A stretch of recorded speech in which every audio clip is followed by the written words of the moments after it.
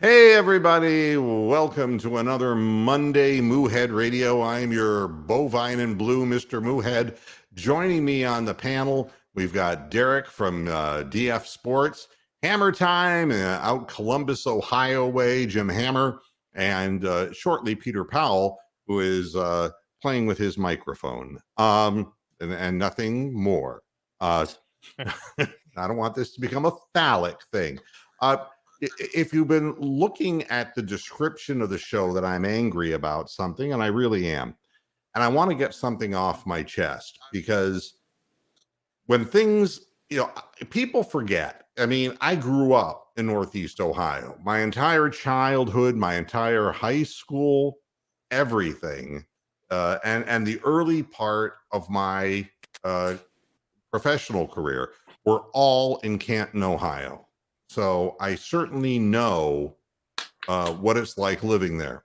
I lived in the area from the time I was 3 years old until the time, my goodness, until I was like 26, 20, that's about right, 26, 27 years old. And through all that, going back and forth to college and all that I managed to flunk out of, I always have a warm spot in my heart for Northeast Ohio. It's one of the reasons why I do this podcast. I think where we come from is part of who we are, and people who deny where they come from have lost a big piece of themselves. This show deals with sports, so I like to keep it within that radius. A couple of things happened here that bothered the bejesus out of me. The first one was Evan Mobley being snubbed for the Rookie of the Year, so that Scotty Barnes, because his team, they wait and they wait and they wait, and it's like, oh, well, the Raptors made the playoffs, so it's Scotty Barnes. And it's like, fuck Scotty Barnes. Yeah. I mean, this is the league making a deliberate determination that if Evan Mobley in his wiry 19, 20-year-old frame couldn't bring the Cavaliers into the playoffs through all the injuries and the bad things that happened to that team physically, and not just that it happened, but when it happened. And that is the first thing that pissed me off. The second thing that pissed me off, and I'm not even a baseball fan, but the fucking New York Yankee fans throwing trash at the Guardians outfielders and chanting, mocking an injured player who had suffered a concussion on the field, hustling, getting after a fly ball, and the absolute nothingness from national media. And then you got the asshole Aaron Judge the next day going out and clapping for that bunch of people out there in the bleachers who had already started pissing on Miles Straw the next game. And, they sit there and they go, it's Northeast Ohio. And I want to talk about some people I admire. Brian Windhurst. And, Brian was on the program back when. And I don't know Brian. I've never met him face to face, but I can relate to anybody who found their professional roots in Northeast Ohio and made themselves better at what they did, worked their way up to a national level. I'll tell you that. I respect him. I'll tell you something else. He has to sit behind a couple of old timers up there who are big city boys who are far less competent than Brian is. All right? Fuck Woj. Woj is an asshole. Woj is a coddled little prick. He's wrong more often than he's right. And there's another guy who I forget who in the fuck he is. There's two people above the goddamn spectrum of where Windhurst is. And Windhurst worked his way to that point. And it wasn't just through having sources and putting things on Twitter. He was a reporter. He was a newspaper guy. who came up with stories and chased them down. But he has to sit behind these two fuckers in New York. Fuck that. I'm tired of the area that I grew up in being shit on. That's what I'm angry about.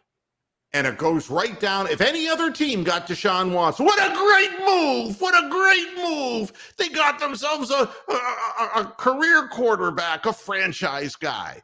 Not Cleveland. Not Cleveland. Oh, wow, and they got Amari Cooper with them. Holy moly. Oh, look, they got Nick Chubb, and they got Kareem Hunt. Nobody talks about Nick Chubb. Do you know that they released the names of the top 6 running backs, and he wasn't one of them? Who's they? Joke. This was an NFL-sponsored site. Oh, well that's it's that's horse just shit. ridiculous. It's horse shit. But you see, I get angry because there are people who I know. Dick Patterson, who was a friend of mine in high school, who moved on and became an eminent physician in the country. Abby Livingston, who became a great journalist. There are people who I went to high school with who turned out to be such successful professional people and found their identities, and it all came from the neighborhood that we all grew up in. We all grew up together, and we don't see each other anymore, but you know something? All of us, a piece of us, is strewn throughout Market Heights and Canton. You can go up 33rd Street, up 34th Street. You can cross Logan. You can cross Harvard Avenue. You can go all the way to Yale Avenue. How about Tom Robbins, guy we grew up with, who was the first Simba on Broadway for The Lion King? It was right there in our neighborhood. And, you know, to me, people should be able to accomplish something based on their level of skill, tenacity, and desire. And it just pisses the hell out of me when a guy who's playing with an all-star, a veteran group of players, Van Fleet. I mean, there's a guy, Van Fleet, who's you know, been there year after year after year. Siakam, who's been there year after year after year. Anunoby, who's a good player that's on one side and shoots a good corner 3-point shot and averages 16 points a game. You know, and who's the last one on the Raptors? I'm sorry, I'm blanking on the last guy on the Raptors. Did you say Van Fleet? Van Fleet, yeah. But there's another guy. Siakam and Van Fleet are big scorers, but then Scotty Barnes is a fine basketball player. Don't get me wrong. But there were 4 veterans on that team. And the wing, what's his name? OG, or is that the one you're talking about? Anunoby? That's what I'm talking about. Anunoby is one of them, but no, there's another guy. But look up the roster and tell me who it is before I go crazy. All right. But there are 4 veterans on the team. And the Cleveland Cavaliers have a bunch of 20, 21, 22-year-olds. And then it jumps up to guys who were like, well, I don't know how old Rubio was, 33, and Kevin Love, who's, 33, 34. I mean, there was nothing in between, and we all got hurt. And how can you look at Evan Mobley and not say, when you look at the team's record when he played, how amazingly consistent he was when he had nobody to hold on to? He didn't have these veterans around him. They were all learning on the fly, but they shit on him because he's playing in Cleveland to keep up the narrative that Cleveland's going nowhere. Cleveland's going nowhere unless they have LeBron. That's what they're going to do. And you want to know what else pissed me off? Even if we'd made it, if we'd beaten the Hawks or if we'd beaten whoever, the Nets, They'd have fucked us in the playoffs anyway. We wouldn't have gotten a single call. The other team would have gone to the goddamn free throw line 40 times every night to get us the fuck out of there. You know, that's what would have happened. So, you know, it's an unfortunate situation. So I get angry about it. And I think I have a right to get angry about it. Because no matter what comes out of this, no matter how good these players are, they will be taught to lose in Cleveland. They'll be taught. Why do you think players don't want to play in Cleveland when they get older? Why do you think Odell Beckham Jr. didn't want to play in Cleveland? And I don't want to hear about Baker Mayfield. It was long before he even knew Baker Mayfield. It was when he came over to Cleveland. He was talking to other teams before he arrived. He didn't want to come there. Not to Northeast Ohio, because the light don't shine on Northeast Ohio. You're going to lose if you play in Cleveland. That's just expected. And it's not enough that the Guardians' ownership doesn't care enough to get a decent roster, but when a bunch of drunken New York fans, ignoramuses, are allowed to pelt them in the head with beer cans. And after the fact, it's like Aaron Boone's like, well, you know, it's really not quite the way we wanted to win, but it was a great win, wasn't it? and Francona's like, yeah, that's could never happen. That kind of thing can never happen. And they're right back in the stands the next day doing the same fucking thing. And there's Aaron Judge go, yeah, you guys, you have our back. I hope you get injured, Aaron Judge. I hope you get hit with a goddamn beanball. Fuck you. It's one thing to win. Good comeback. Way to go. Class A, you stay Class A and go to San Diego. But whatever the deal is, no, the fans, you can't have that. But they feel emboldened because what they see on television, what they hear from everybody on the major networks, whether it's Colin Cowherd or Stephen A. Smith or whoever, nothing but negativity about Northeast Ohio and about Cleveland. So it's just all a bunch of crap. And somehow I just can't get it out of my mind how frustrating it would have been had the Cavs, you know, we all said, God, what we really want is a 7-game series. Really? Did you want to be humiliated 4-0 and not get to the free throw line and watch them punch and beat up your players down low? Is that what you would have been happy seeing? You'd have been screaming in front of your television set, fuck, we were only good enough to win 2 games in this series, but, you know, they took those away from us. That's what you'd be saying. You'd be pissed. You'd be yelling and screaming at your TV. You wouldn't have been happy. I wouldn't have been happy. And you see what the Heat are doing to Trae Young, and with the Cavs, you only have Garland, so of course they'll be harassing Garland if we had a series with them. Yeah, I mean, and I understand 2 all-stars here, and there's a good LOL, Desmond, because yeah, I mean, it's wonderful that you know, it took forever to get Jared Allen. I mean, the Pope had to die, okay, for him to be part of that, and Darius Garland's a fine young player, but everybody knows that until you're there, you don't know what it's like. And the Raptors roster was full of guys who knew exactly what it was like because they remembered what it was like to lose to LeBron every fucking year. Every fucking year. Yeah, do you think the Milwaukee Bucks would own that one championship last year, knowing that they would have had to have beaten a Cavaliers team with LeBron? They couldn't do it.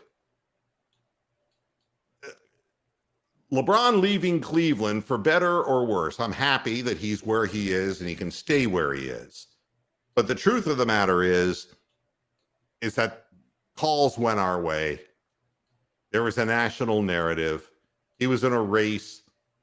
Can he run down the amazing Michael Jordan and become the GOAT? How many titles can he get? And in the end, of course, he was born in Akron, Ohio, and they used it against him. They shit on LeBron now because he's from Northeast Ohio. No, you can't compare him to Jordan. Why the fuck not? I do not know. He's a far more effective player at his age than Michael Jordan was at his age. So, just tired of the shit. Just tired of the shit. It just amazes me, though, with the whole New York thing. That blew my mind that there was people defending that. And I think it's important to know, I know you said the beer cans and stuff, but that's like, it's not like you're throwing a feather, I mean, that's dangerous. something that can do danger or damage. So it was like the idiots who threw batteries at the referees, in the old Cleveland Municipal Stadium, it was like going through the whole, Tim Couch thing against the Jaguars, the bottle gate thing. You don't do that. I mean, I understand that I think the fans, if they could have broken containment and beaten the shit out of that, the officials, you start throwing things, you don't know who you're going to hit. So often what happens is people are, and it's not exactly like they can wind up and throw a beer can. They hit somebody 2 rows in front of them because they're drunk and they release the can too late, and a half can full smacks somebody and opens their head 2 rows below them. You can't have that shit. We need some color commentary on the actual throws from the stands because there was some really bad form on some of those tosses. It was, they need to extend a little bit longer and maybe hold it properly. And Gary Trent Jr. is the other guy, by the way, for the Raptors. All right, so who's not consistently great, not a consistently great player, but he's been in the league a long time, and he has games, where he's solid. That's a Columbus guy there. Yeah. So I think that I just wanted to look that name up so I didn't drive myself crazy. Yeah, can't have people throwing shit. And again, it is just the frustration. If you get into the playoffs and the Phoenix Suns are trying to fight through as best they can, trying to rely on a half-ancient Chris Paul, and they lose to the Pelicans in Game 4 because the goddamn Pelicans shot 42 free throws and the Suns 15 in New Orleans.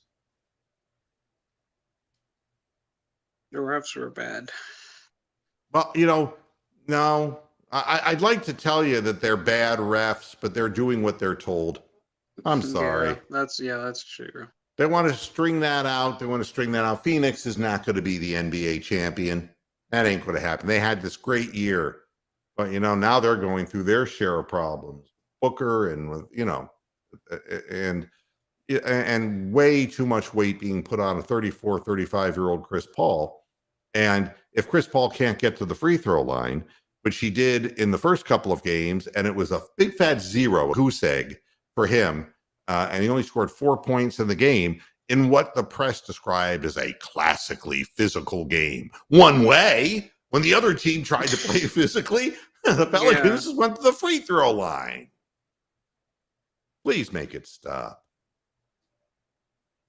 Oh, my God.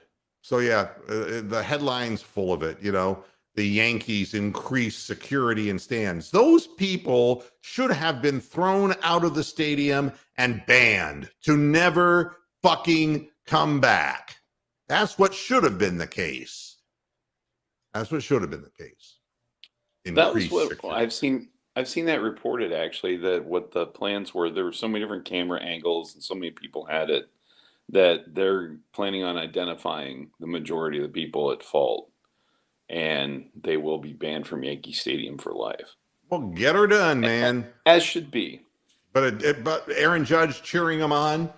Let's fine his ass. Let's suspend him for a couple of games. You can't have players inciting and supporting that kind of behavior. That's crazy. On Saturday, he ran to the outfield and urged fans to stop throwing garbage on the field, but he clapped toward the bleachers the next day as he took his position in right field and tapped his glove twice to acknowledge the bleacher creatures. Let's get them all fired up again and start their bad behavior. Just sick of it. Just absolutely sick of it. At any rate, moving on. Actually, just before you leave that, if you guys get a chance, there's a really good article on ESPN's website talking about the referee whisperers, where they actually have people who work with NBA players and try to see through the eyes of the referees. Ben Dowsett, Dowsett, is the person that put this article out there. And of course it came to me because of refereeing, but it's about a company called Third Side Coaching. And it basically works with players to try to see things, referee perspective, which, we already know the NBA favors the stars, right? That's right. I mean, there's no question. And they favor the star teams as well. I mean, it's even instructed that way. Regardless of what happens, these are the people that make the money. They're going to get the call 95% of the time. And when they don't, of course, it's like, oh my God, I didn't, they're entitled as all get out. Yeah. So, but it really interesting. It's not a long read, but it was just kind of interesting to see how, the other side of the coin. Well, the interesting thing is you got the Nets behind 3-0 against the Celtics. Oh yeah, they're falling apart. And what I'll tell you is this, it isn't like LeBron had it easy, right? If you have to go into Game 7 and win against that Warriors team, all right? If that's what it comes down to, you got to beat Steph Curry and Klay Thompson and all those people and Draymond Green and all of them. In the Game 7, you earned it.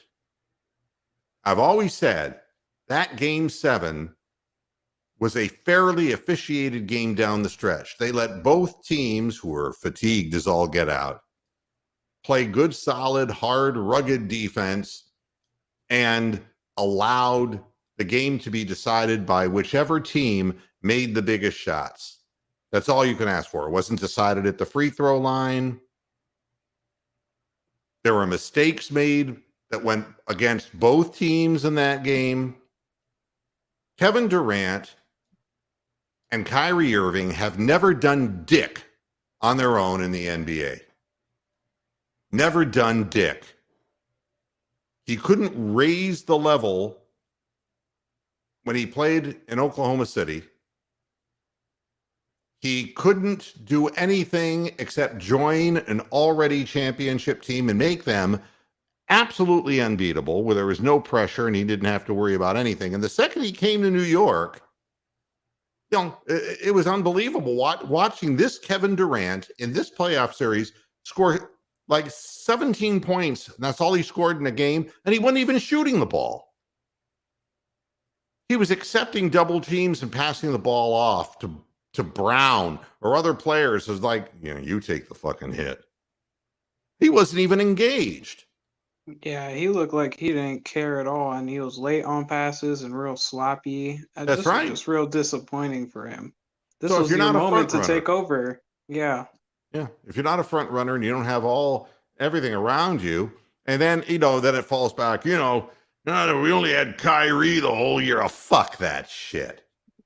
Kyrie flipping fans off in Boston, That's a good way to help race relations in the Irish Catholic community.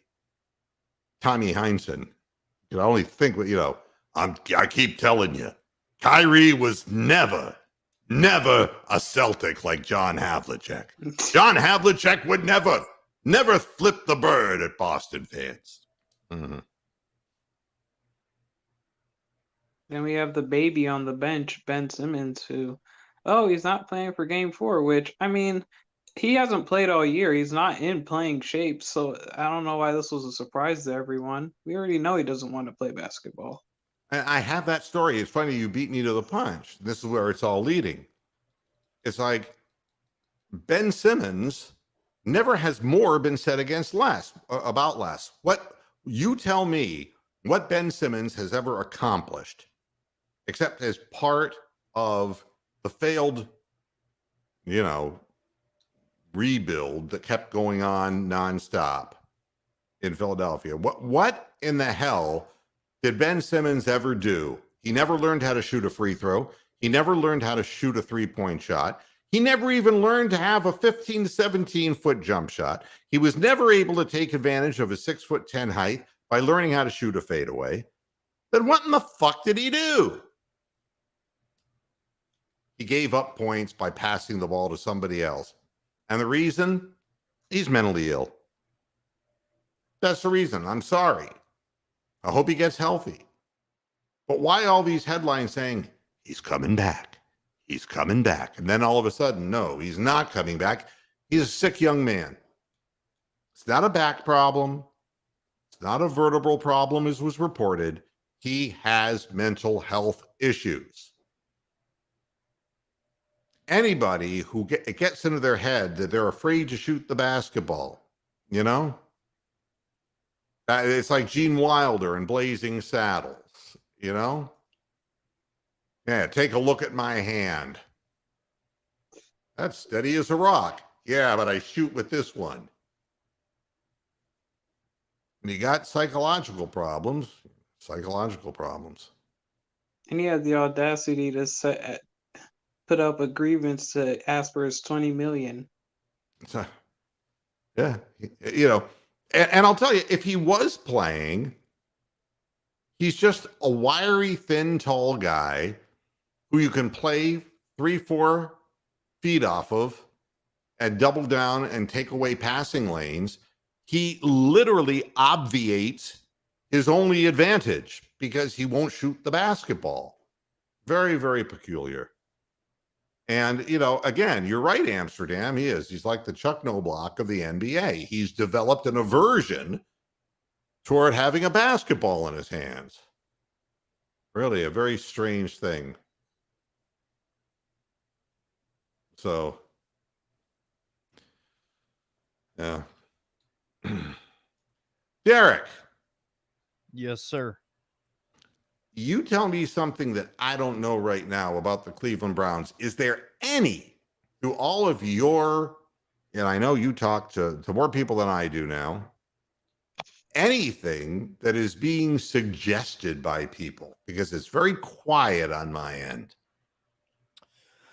Well, I think that, and I've kind of been saying this for a while, the first pick will be a receiver. My thing is kind of paying attention to when. I'll say this for the Browns. The first round is interesting. I'm not for certain that we will indeed trade up. I think it's more likely to trade up in the second. But I will say if Treylon Burks does fall down to a spot that they would like, I would not be surprised if they trade up. What you really need to be looking for is what happens with the quarterbacks. I think the Lions at 2, I don't believe they will go a quarterback, but keep in mind they were the ones who had the front eyes on these guys for a long time. So if they pull that trigger, also look at Carolina at 6. If you see the Panthers take a tackle, that to me is a telltale sign you're going to see either Jimmy Garoppolo or Baker Mayfield next year for the not 49ers, for the Panthers. So those two teams are interesting as far as the first round goes. Seattle, obviously, they're not going to go in with just Drew Lock, so we'll see there. But for the Browns, again, it's going to be receiver. I think it's down to really whoever falls, but my guess would be, if I had to put a gut feeling on it, I think Treylon Burks will be a Brown. But I know they're really high on Pickens. I know they had the meeting with Burks. some people think Jahan Dotson's going to fall. I think you're insane if you believe that. And I know Hammer can probably attest to this too. Just getting to watch him over the last couple of years, the kid is absolutely phenomenal. It's unbelievable to me how there's some people who just do not see it with him. We know the Browns haven't picked an interior defensive lineman till the third round or after. So I think until proven otherwise, I would not expect that. I'd say pay attention to safety. There's a couple good safeties this year. I don't know how high they would go with safety, but other than that, the only other thing that I'm kind of paying attention to is where do they take an edge if they do? Because I think you can get a guy like Amaje Sanders from Cincinnati later. I don't know how late. I know there's some people saying he's a third round pick. I don't think so. I think he's more of a fourth. But I don't know. That's kind of what I'm thinking right now. I know I'm seeing all the comments. D-line. It's not. I don't see that. I'm gonna push back a little because I think they're probably going D-line because I don't think they like many of the receivers in the draft other than obviously Burks because they had him in for the top 30. But for edges, I think it really drops off after the second. And if you're going into third, even if Clowney comes back, there's a possibility that he doesn't come back. And I don't think Andrew Berry just wants to have Winovich as the starting edge across from Garrett. So I'm low key thinking, I really think they're probably going to go defensive end at 44. We've already seen the Browns last year with Koromoa move up in the second round. If they found somebody if they feel that somebody's on their first round board that is available at their, is still on the board in the beginning of the second round, I could see them moving up. I could see that as a possibility. I continue to read that it's the Saints and the Browns for Landry, one of the two. The longer that the Saints thing doesn't happen, the better chance the price will fall into the Browns' lap if they truly want Jarvis Landry back.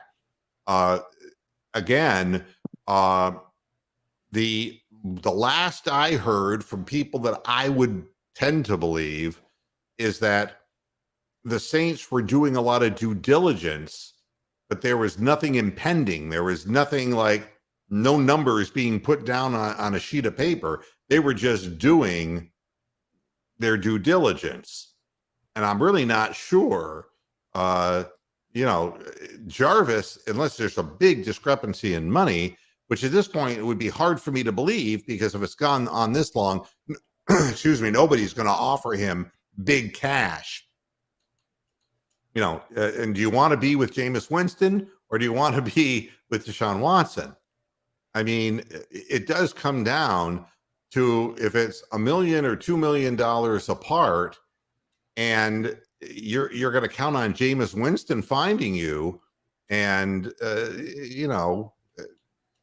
that can't be as appetizing as playing with Deshaun Watson, and in a city that you're aware of and are used to, and you're happy with the fan base there, and you're a responsible player who is loved by the fans. But there's, the longer it goes, you're now at the point where whatever's going to happen is going to happen as either part of the draft or it's going to be post-draft. There's not going to be any swirl of activity before the damn draft. It's the hammers fall on draft day and after. Well, and the thing that's interesting to me, Peter, to bring up kind of your point, Clowney is back. It's just not signed yet. I would put everything I have on a bet that Clowney would be back. Like it's going to happen. My thing is, and this is kind of where I'm confused. I thought that Drake Jackson from USC was a legitimate play for the Browns, but the fact that he was in the Building the Browns episode and they had that USC Pro Day and everything like that tells me they're not going to play their hand. I mean, they're not stupid enough to put it on Building the Browns of, hey, this is who we're going after. That's just not going to happen. So that kind of threw me off because looking at these edges outside, I mean, if David Ojabo was there at He's the only other 44, one, I think. Yeah. they might pull the trigger on that and just have him sit a year, bring back Clowney, and then hopefully he can get hopefully he can get healthy. But that USC thing kind of threw me off a bit. That's why I think it's receiver for sure. If it's not, though, I'll say this. I hope they grab Mechie. I hope they grab Mechie with their next pick, just because I know he's coming off of the injury, but that dude's a stud, and he can play a perfect role for the Browns offense whenever he's healthy. Kind of that slot role. One thing I can always tell when things are in that before draft mode where everything is leading up to whatever motion is going to occur, depending on who does what in the first round, what players get thrown into the second round, and our team in particular, what direction we could go. When I start reading things like the general manager of the 49ers says he can't imagine ever wanting to trade Deebo Samuel. Well, that's what I call bad. I mean, something. There's a lot of people who say that, but when a guy wants out, if you had to watch the way that OBJ played in Cleveland, you want him out. You want him out. And, it's not that he's not talented, but he just wasn't investing himself because he knew he wasn't going to be there for very long. And he's a low character player. That's what I'll say about Odell Beckham Jr. He always has been that way. He's very gifted, very talented, but he is of a very low character. And so is his father, of a very low character. They say the twig doesn't fall very far from the tree. Moo, go ahead. Sorry. No, go ahead. I was just going to throw in there real quick. Another spot that I'm interested in the draft, actually two spots, kind of between the 4th through, I guess, 7th, is linebacker, because I know we drafted Tony Fields last year. I still liked him from college, but obviously he's been injured. So it'll be interesting to see what their thoughts are on him. Phillips is coming back. Taki's here for another year. I can't imagine they bring him back. So linebacker is going to be an interesting spot. And Anthony Walker is back. Yeah, and he did he sign a 1 year? Is that 1 year deal? I'm not sure what he signed, but he's back. Yeah, so linebacker's interesting. And then it sounds crazy to say, but running back is another interesting one too, because I know they've met with James Cook, or is it James Cook? Dalvin Cook's brother, James Cook. Yeah. So the fact that the whole Drew Rosenhaus thing with Dearness Johnson, I just can't imagine he's on the team next year. I don't know if that means a sign and trade. I don't know if that means, I don't know. I can't answer that. I just don't think he'll be on the team. So it's interesting. But Cade York. Go ahead, Jim. I was going to say, would you say, though, that the value of running backs has kind of declined so much? And by the way, Anthony Walker is on a 1 year. Okay. So, yeah. So I think Moo, I think you nailed it in seeing what they did with JOK last year. Is if they see somebody that they have rated higher on their board, they may make that move. It just depends, Derek, just like you said, who's going to be there, and how the draft is falling. Because I could see them hitting all those spots. Those three are probably a concern, but they kind of addressed the line situation the same way they did last year by throwing a whole bunch of people at it, right?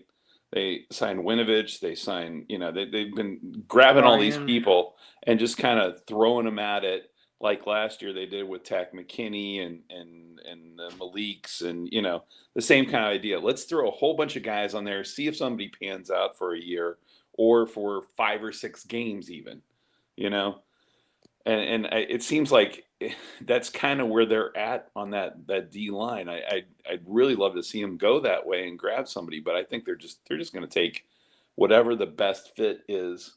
But I'm almost with you, Derek. I think wide receiver is probably more of a concern, even if they bring back Jarvis, just because, we saw the drop off last year. There just wasn't a whole lot. And now that you have Watson, hopefully for the year, you have that premier guy that can make the engine go. So, he can make the throws all across the board, and you have the line and you have the running backs. It's just, that's one more tool would be so good. And they had talked before about Will Fuller and Debo Samuels, all these things. Okay. But those are second tier guys. I don't see them being that much better than a Landry. You know what I mean? I don't see the upside on those guys. They've always had some type of disappointing thing to them. So, well, the one thing that Landry will have over the others is that he certainly knows the system, and I don't imagine the system is going to change in a radical sense. I mean, what I think will happen is that Deshaun Watson will be given a longer leash than Baker Mayfield because he doesn't have the proclivity to throw interceptions. He does, unfortunately, have the proclivity to hold on to the ball too long, but they're going to give him a little more speed downfield. But again, a Jarvis Landry possession receiver, a guy who, if you throw it to him in the zip code that he's in and he's healthy, he will catch it. Yeah. He just does not drop passes. It was sad to see that happening to him last year because how banged up his body was. But he has a tremendous pair of hands. And you just have no idea how important it is. It's one thing to have the guy who runs the Tyreek Hill guy. It's another thing to have the tight end for the Ravens, a guy like Andrews, who converts the third downs, who you can consistently throw the ball to and will come up with it. That's priceless. Go ahead. That's a spot also looking at tight end. I think that could be, just gonna say that. If the right guy falls, and I tell you what, pun intended, I think they like Isaiah Likely. I think the ability to stretch the field, get a more receiving tight end makes a ton of sense. And I'll shut up, but I wanted to address something. So Amsterdam was saying something about kicker.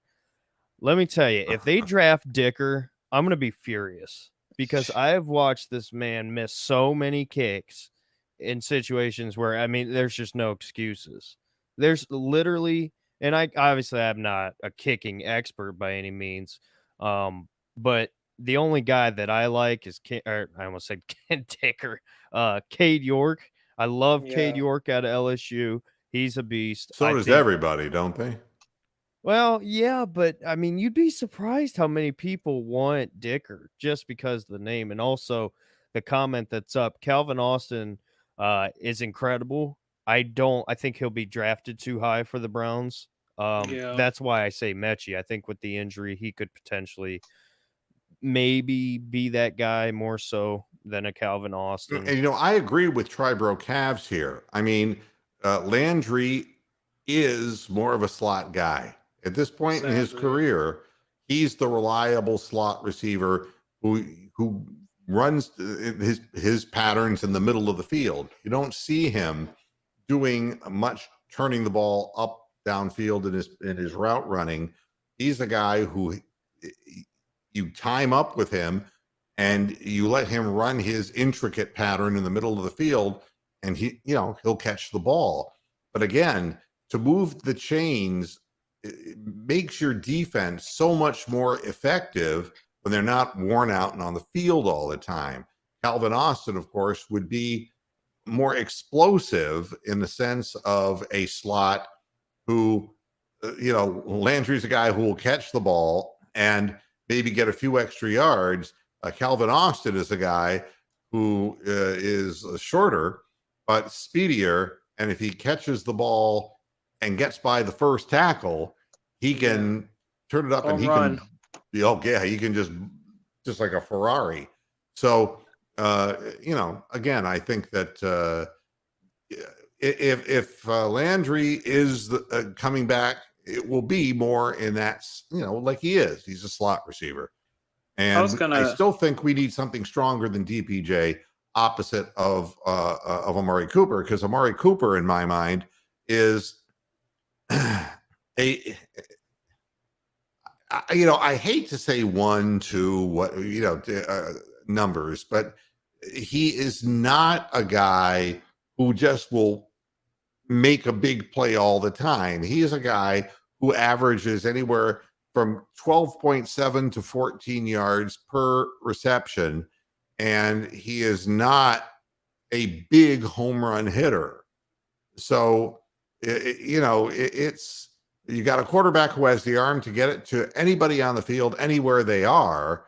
And DPJ is a number 3 possession receiver kind of guy. He made a few really nice fight for the ball kind of catches, but at the same time, that's all he made. As a primary, he's not getting behind people. Let's put it that way. We're going to throw Bronk on here. Hi, Bronk. How you doing? I got to get up early tomorrow in case I get phoned in to get my my ankle stapled back together. Woohoo! Maybe, yeah. So you're not sure. You're waiting for the call. I'm waiting. Yeah. I had a COVID test today, and that. Did I explain this before? If I did, but yeah, they're only good for 72 hours. So if I don't get called in by Thursday, it ain't going to be this go around. Yeah, exactly. Go ahead. Go ahead. I was gonna say I wanted to add real quick. Me personally, I've been thinking about the Browns and wide receiver and what they look for, and I don't think. It's funny because I think me and Moo's position is switched. I don't think they're drafting wide receiver personally, and I don't think they're probably going to draft interior defensive line either, because I've been thinking about the wide receiver depth chart. They have Schwartz, who they drafted last year, DPJ, who they drafted 2 years ago. They brought in Cooper. They're probably going to bring in either Landry or Fuller. I don't think Barry's going to give up on the guys that he drafted. And I don't think he likes a lot of the receivers in this class other than like Burks and maybe Pickens, but I personally don't think we're going to draft a wide receiver.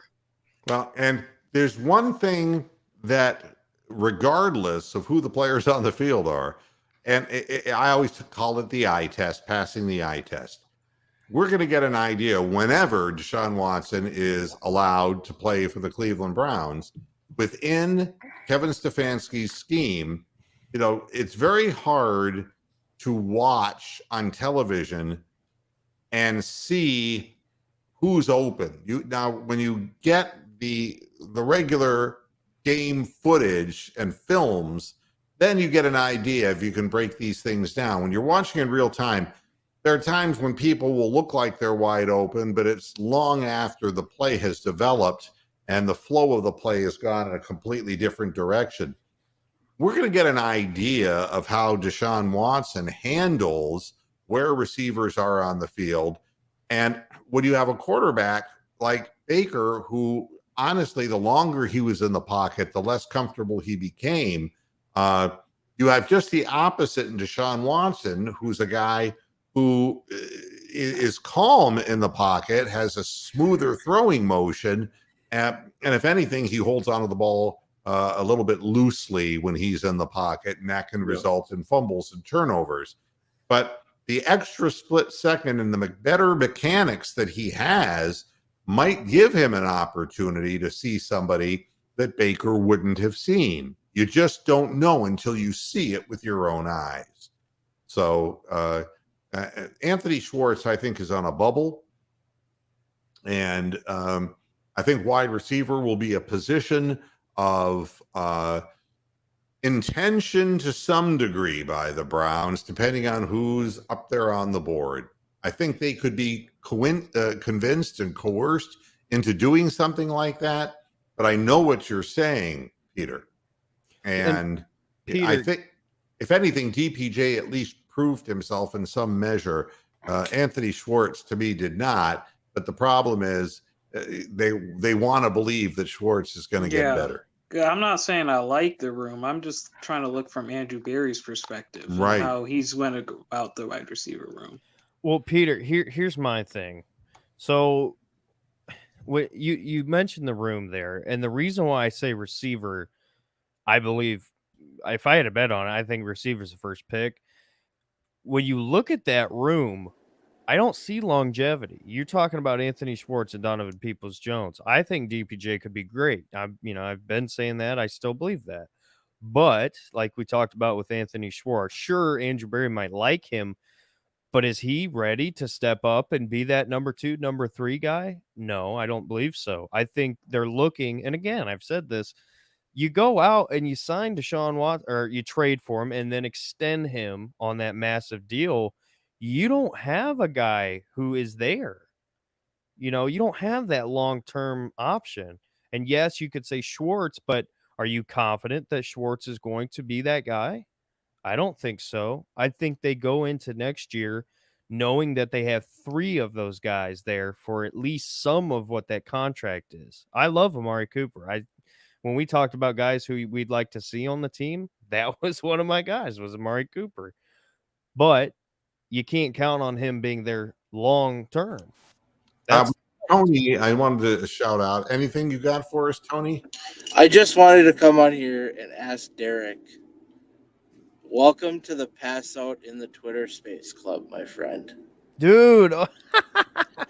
So Saturday night, I'm doing whatever. Derek's doing a Browns Twitter space. And I'm like, okay, whatever. I go to bed. I wake up at 6:30 to piss and feed the cat. And Derek's still alive. I'm like, Jesus Christ, this kid can't love football this much. I tune in and all I hear is, oh no! Derek passed out live on a Twitter space. And Jesus, he wasn't even getting a blowjob, Tony. No. Oh dear. Well, you know what happened? So Saturday, all day long, I was in spaces, and I mean from 9 o'clock all day long. Every time I tuned into Twitter, you were on a Twitter space. So, Jesus, give it a rest for like an hour. We didn't have this when we were young, aren't we? Weren't we lucky to be able to go outside and do stuff? You have Browns after dark, then you have Browns during dark. So crazy. So yeah, I started drinking back front. I started it at like 9:30 at night, and I was up till like 3:30, 4 in the morning with it, talking. So it wasn't like I was sleeping all night, but we had my friend Brody and another guy who comes in all the time, who's awesome. He's, an older Browns fan. They were talking, and I was talking with him, and I was getting tired, and I was like, okay, I'm going to end it. But I didn't want to interrupt them, so I was like, all right, I'll just wait it out. And oh God! In that waiting out, I passed out. I woke up at like 10:30 in the morning, and the space was still going. And to be young again, I mean, my body could not conceive of doing something like that yet. When I was your age, how old are you now, Derek? I'm 19. I'll be 20 in a couple of weeks. Well, during the great winter snowstorm in Oxford, Ohio, in I want to say it was 1978. 78 sounds like the right year. And we were, Jeff Kingsbury, who was my program director at WOXY in Uptown Oxford. I was a college student working with regular radio professional guys, and I was doing morning show work and then sometimes going to my classes afterwards. And this day, it was incredible. I mean, there was, the incredible amount of snow. You couldn't go anywhere, and you couldn't drive. You could only walk. And I had to walk up not a huge grade, but it was, a constant grade to get into the radio station. And Jeff and I agreed that there was no going home. And so we were in that radio station. We had to sign the station off. Wow. And when we signed the station off, we were stuck in the station and we had nothing to do. And we stayed up all night and put the station back on the air in the morning. And it was like, oh my God. you know, I did that when I was like 20 years old. And it's like, I could never do that now. So enjoy it while you can. I think it's a great story. You know what I thought you were going to say? I thought you were going to say that you played Inagata Devita 20 times in a row just to keep the station going. No, I mean, I was punch drunk silly without sleep. And the next morning, we signed the thing on. And because we were the local station for school closings.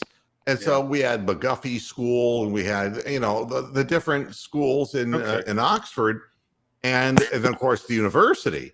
And everybody would tune in to find out, you know, the university, if their classes were canceled, nobody wanted to go out there.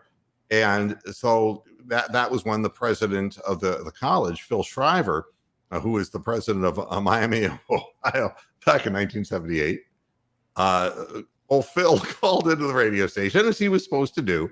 And I was punch drunk. I was sleepless, and I was punch drunk. I mean, I just hadn't had any sleep, and I go, and now Phil, you know, we've got President Shriver from the university, and you know, telling us the status of the school. What's going on, Dr. Shriver? And he says, all classes will be open. and I said, are you kidding me? It just came out of my mouth. I'm talking to the president of the university, and it's not my radio station. I'm punch drunk. And I say, you got to be kidding me. And there was this awkward silence. I said, if people try to go out there, they're going to slip on sidewalks and get hurt. Are you ready for that kind of liability? And he was furious. He goes, I won't be spoken to this way. I said, well, you're getting spoken to this way, you'll fart. That was the conversation. Kingsbury's looking at me like, do you realize what the hell you just did? Oh, my God. So you keep doing your late night broadcast. You'll have a lot of stories to tell, believe me. Wow. Well, no scholarship for you, Noonan.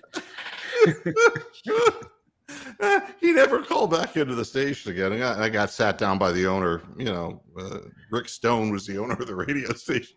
Rick sat down with me and he goes, look, I understand, I agree with it, but you can't say that.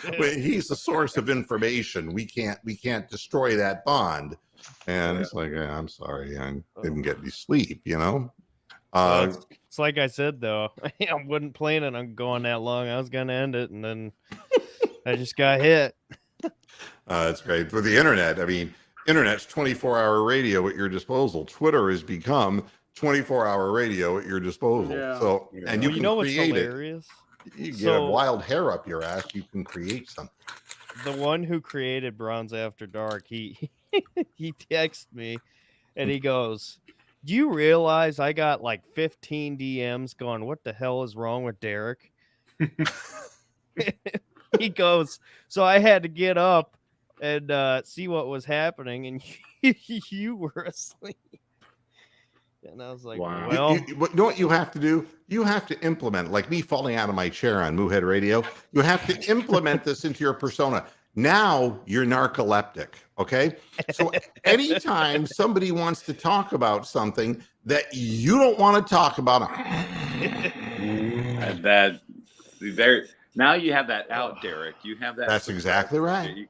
You can just like, it's just, it's kind of like I can't hear you or putting up the hand, but on Twitter, since you can't see it, you can just kind of. Right. Yeah. Well, this is the end of this program before I fall asleep. And before you sign off, Moo, I just want to wish everyone happy perfect date day, because today is April 25th. It's not too hot, not too cold. All you need is a light jacket from Miss Congeniality. It's the perfect date. Oh, shit, it was 75 here yesterday. Now it's 31. Fuck you, perfect day. What the hell is perfect date day? I don't know what that is. From a movie. Yeah, look, it's a line from Miss Congeniality. So. Oh. Sandra Bullock. Oh, yeah, Sandra Bullock. Huh? Yeah, they when they're doing the interviews and they ask Miss Texas or whatever, or Miss Rhode Island, what's the perfect date? She goes, I'd say it's April 25th. I think I remember seeing that. Yeah. All right. All right, everybody. Sorry to bring it down. You were doing so good. Thanks, everybody, for having fun on the program with me today. Thanks, Tony and Bronk and Peter and Jim and Derek. And it's great having company on the air. I just want to remind everybody there will be no show on Friday because I'm going to be out of town. Yeah, well, Rox and I are going to have our perfect date. We're going up to Atlanta, and we're going to enjoy some karaoke singing and meeting with people that we know from online, and that'll be a lot of fun. And then we'll be back on Monday, and we'll talk all about the draft and what all the repercussions are, and anything that are repercussions immediately after the draft, because, you know, once things start moving, that's the last bit of rush of motion afterwards. Yeah. So can we do predictions for who the first pick is going to be? You know, I wouldn't even want to predict who the first pick is. If you want to do it, Derek and Peter, I know you guys, you know. I'm in the weeds. Because last year I said Newsom, and I know it was kind of predictable, but I hit it. I'm going to see if I can go back to back. I'm going to say Burks. All right, Peter? I'm going to say Drake Jackson. And keep your eye out for Nick Cross or JT Woods. Safeties on day 2. Hammer time, you got a guess? I don't. I think it's so up in the air. My guess is they're not going to pick where they're at right now. That's my guess. There's going to be a move made. Yep, I agree. All right. And Bronk, any ideas? I think we're actually going to get an offensive lineman with our first pick. All right. How weird is that? But I think Nothing spending that much money on Deshaun Watson, I think they need some depth at offensive line. Yeah, it's interesting. Bronk, let me know what they tell you. Send me, a direct message. Let me know if you're going in for the ultimate surgery, the perfect surgery. I'm officially an old geezer now because I got a mobility scooter. So I'm officially can yell at people and say, "Get off of my lawn." Here's another one that I want you to practice, Bronk. Yeah. I've fallen and I can't get up. Hey, that's happened. That's happened a couple times. Yeah. Life call alert. All right, everybody. Thanks a lot for tuning in. We'll see you again Monday. Have a good week. Enjoy yourselves. Enjoy the draft. Until Monday, hasta la vista, Pastor Heads. Good night. Moo.